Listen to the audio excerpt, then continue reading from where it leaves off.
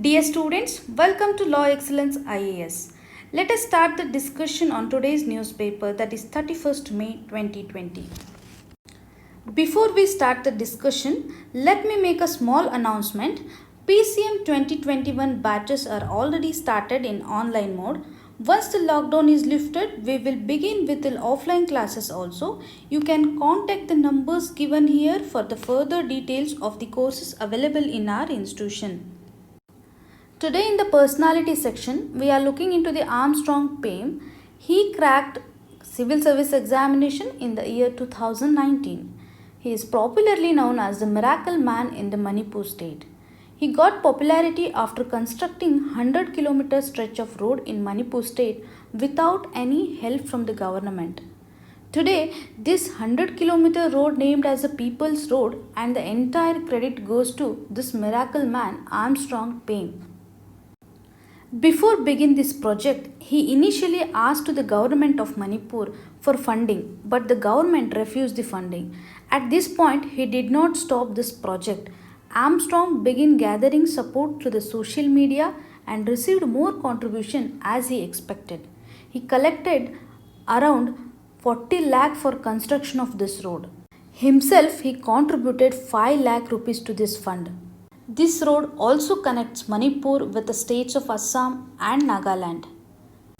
In the year 2012, Armstrong was nominated for the CNN BN Indian of the Year award in the public service category, and also he was confirmed with the India's most eminent IAS officer award in 2015. When we look into the examination perspective, we can use this kind of real examples and challenges faced by an IAS officers in governance section and also in ethics paper. Today in the targeted news analysis, we are discussing these 5 articles and their respective pages in the Hyderabad and the Bangalore editions are displayed here. Notes and the PDF related to this discussions are available in our website elearnlawx.in, and also you can take daily current affairs quiz in our website.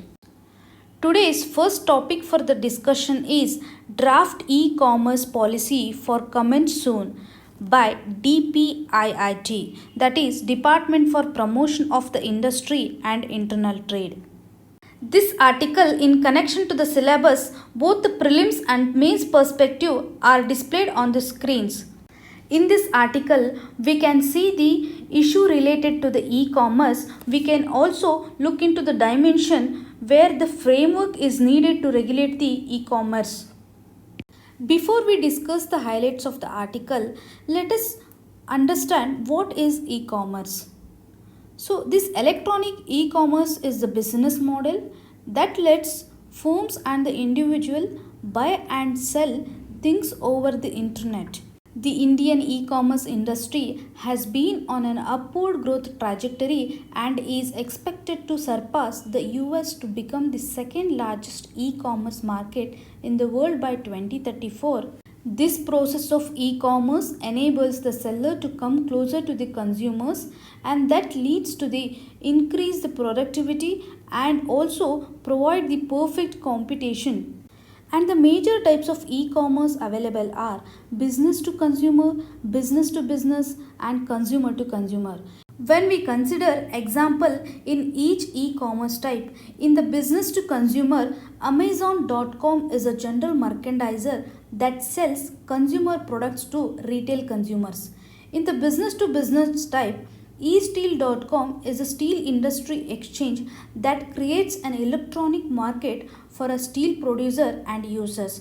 In the consumer section, eBay.com that creates a market space where the consumer can auction and sell the goods directly to the other consumers. In general, we can say that e-commerce also leads to a significant transaction cost reduction for all the consumers. The draft of this policy recognizes e-commerce and data are the crucial for the development, and this draft policy also ensures the strong administrative, regulatory and the legal framework to unlock the potential of this e-commerce sector. It touches the areas like data privacy, consumer protection, and level playing field. This policy addresses the six broad areas of this e-commerce. Those are data, infrastructure development, e-commerce, marketplaces, regulatory issues, stimulating domestic digital economy, and export promotion through e-commerce. It take into the account of all stakeholders like investors, manufacturers, MSMEs, traders, retailers, startups, and the consumers. In this article, our author highlights. In this article, author highlights that this e-commerce is the fast emerging sector. It is hard to predict the course of the sector in the next few years, and India lacks the policy till now. One important aspect author tries to highlight is which the policy has to address clearly what is data, and there are a issue raised from the different quarters on this issues also. Policy has to ensure the privacy of the consumers data and define what type of data the companies can only use it, and the policy has to address the quality standards of the product and the services delivered through this e-commerce platform. So there needs to be enforcement of the quality standards and the protections of the consumers' rights. Our next article is airline sector was already weak, COVID-19 exposed it. This article we are studying in the part of general studies paper 2. In this article our author highlights the issues related to the airline sector and also challenges faced by the airline sector after the amid COVID-19. When we look into the issues related to the airline sector, we can see that there is a profitless growth in our airline sector. Then what is this profitless growth? When a firm unit or a company, despite of the growth, it cannot make the expected profit and its earned revenue maximally used to reach the formality and the capital cost expenditure. When we connect this situation to airline sector, 25 to 30% airline cost are dollar denomination and rupees depreciation is also impacts on cost of the airline sector. About 40% airline operating cost contributed by aviation turbine cost and also high cost exercise duty by center on the aviation turbine fuel, and the industry is now demanding this airline turbine fuel to be the part of the GST. Here, author highlights that Indian Airline is facing the balance sheet problems because of this COVID-19 situation. To achieve the growth in the falling airline sector, there is a need of structural and the regulatory changes. Moving further, our next article is why is the locust surge posing a threat to agriculture in India? This article we can study it in the General Studies paper 3 disaster and disaster management related issues. Issue of the article is locust invasions. In this article, authors try to highlight what are the origin and the causes for this locust invasions and its impact in the agriculture sector in the India. Let's study the highlights of the article in three dimensions related to the issue with the locust invasion.